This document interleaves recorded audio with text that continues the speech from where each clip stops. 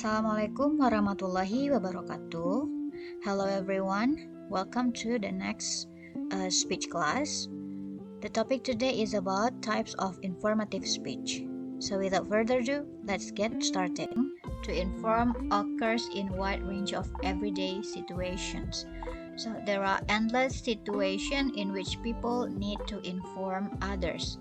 Competence in this form of communication will prove valuable to you throughout your life. Nah, public speaking terkait dengan memberikan informasi sering ditemukan dalam situasi sehari-hari. Jadi banyak situasi dalam kehidupan sehari-hari di mana kita perlu memberikan informasi atau mendapatkan informasi dari seseorang. Nah, ini kemampuan ini atau kompetensi ini bermakna dalam kehidupan kita. Nah, there are many ways to classify informative speeches. Ada beberapa cara dalam mengklasifikasikan bentuk pidato informatif. Ada 4. There are 4 main types. Speeches about object, speeches about process, speeches about event, and the last one is speeches about concept. Okay. Now let's see them one by one. Types of informative speech is speech about objects. The object here means anything that is visible, tangible, and stable in form. Jadi objek di sini maksudnya adalah sesuatu yang visible atau nampak, tangible itu nyata, dan stable atau ada secara bentuknya ya. So, an object is also can describe as something that has physical existence. Objek juga bisa diartikan sebagai sesuatu yang mempunyai bentuk fisik. It can be perceived with the senses. Jadi bisa dirasa melalui indera. Nah, for example, you can see the college you attend. Kita bisa melihat kampus tempat kita belajar. Places like Grand Canyon, tempat seperti Grand Canyon. Substances atau cairan seperti coffee atau juice. Nah, atau inanimated things like musical instrument. Bentuk inanimasi seperti instrumen musik ya. Nah, so in giving speech about object, it need clear purpose and structure. Nah, unlike an informal description of an object, a formal speech about an object needs to have a clear purpose and also clear structures. So the audience members need to know why they are listening to this speech about the object, and also they need to learn about it in a clear and structured way. Jadi ketika orang mendengarkan pidato tentang sesuatu yang nampak atau nyata, mereka perlu mengetahuinya secara jelas dan juga dengan cara yang terstruktur. Nah, the example of topic related with speech about object is 4 major elements of Japanese garden. 4 elemen taman orang Jepang. Atau what to look for when buying GPS navigation devices. Apa yang dicari ketika kita membeli alat GPS.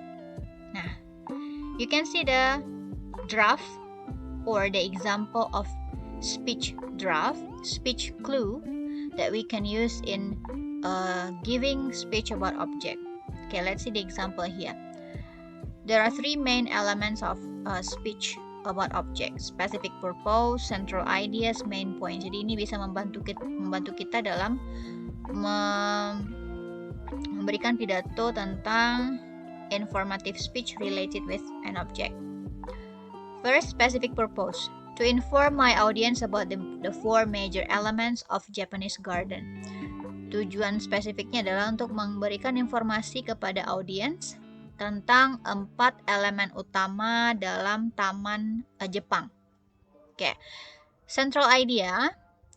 The 4 major elements of Japanese garden are stones, sand, water, and plants. Jadi 4 elemen utama di taman Jepang itu adalah batu, pasir, air, dan tanaman. Oke. Main points. Jadi yang dijelaskan objek di sini adalah elements, 4 elements ya. Batu, pasir, air, dan tanaman tadi. Nah, main pointsnya mengacu pada central idea tadi. Jadi ada 4 juga poin yang harus dijelaskan dalam pidatonya. The first element of Japanese garden is stones, which symbolize mountains and island. Jadi elemen pertama adalah batu yang menyimbolkan gunung dan juga pulau. Nah, the second element of Japanese garden is sand, which symbolize the sea or other vast areas.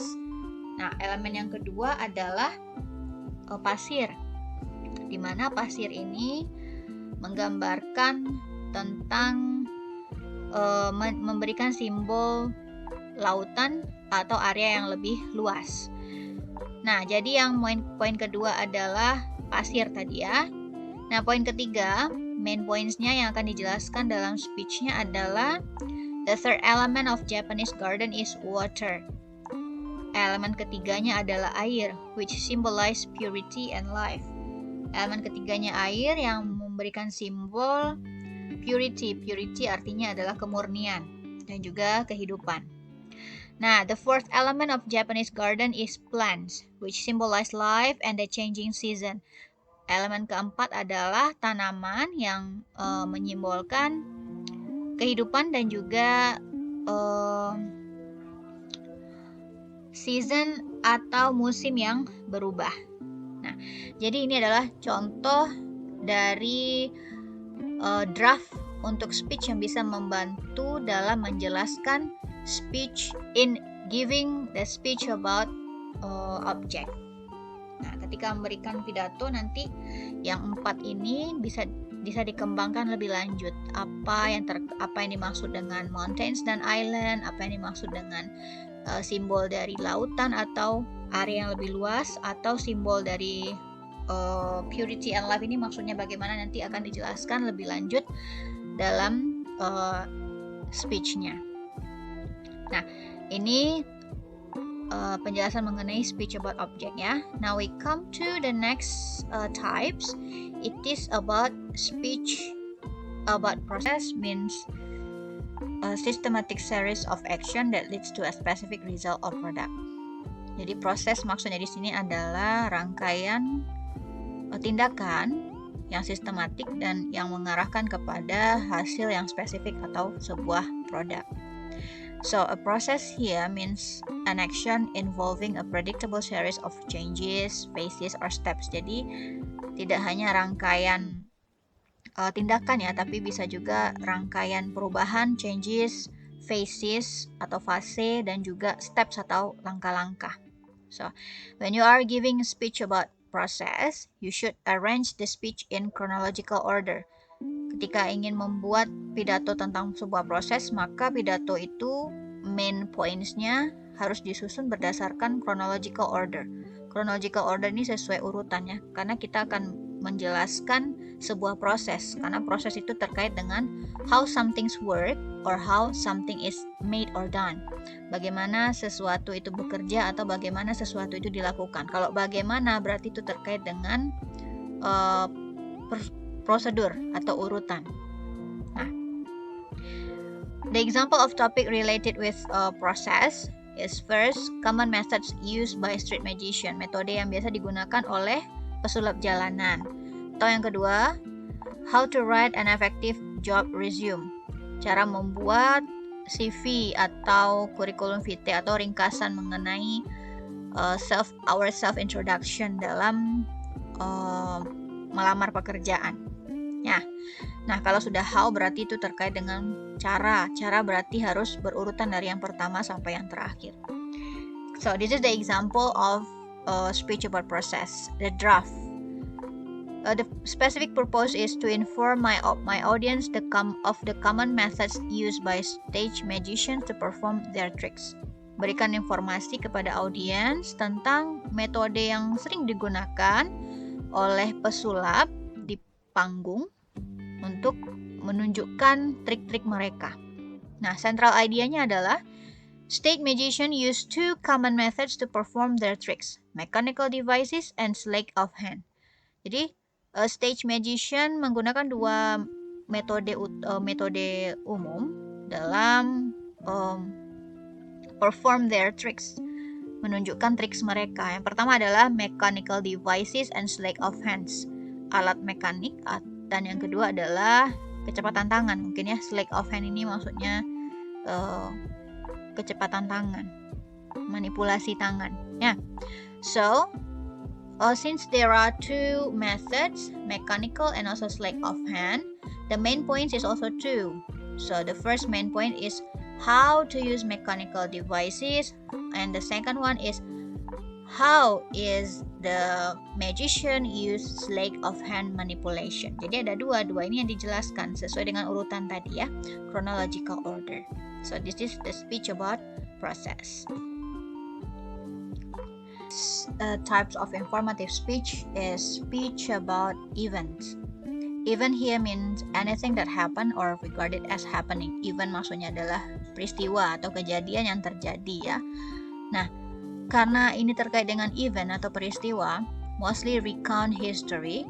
So speeches about event also should be described in chronological order.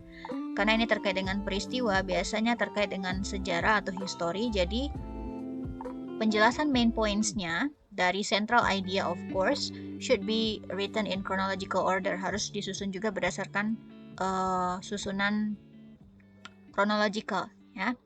Nah, for example, here is the history of Paralympics. Nah, the specific purpose is to inform my audience about the history of Paralympics. Untuk menginformasikan kepada audiens tentang sejarah Paralympics.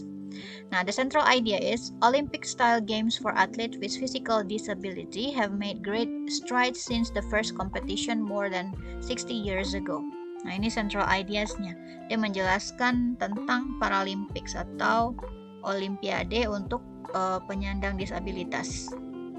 Nah, jadi main points-nya ada 3. Mulai dari tahun 1948, 1952 sampai 1960 karena dia menjelaskan tentang histori tadi ya, sejarah. Tentu harus chronological order sesuai dengan urutan dari awal tahun yang lebih tua dulu sampai tahun yang terbaru. Okay.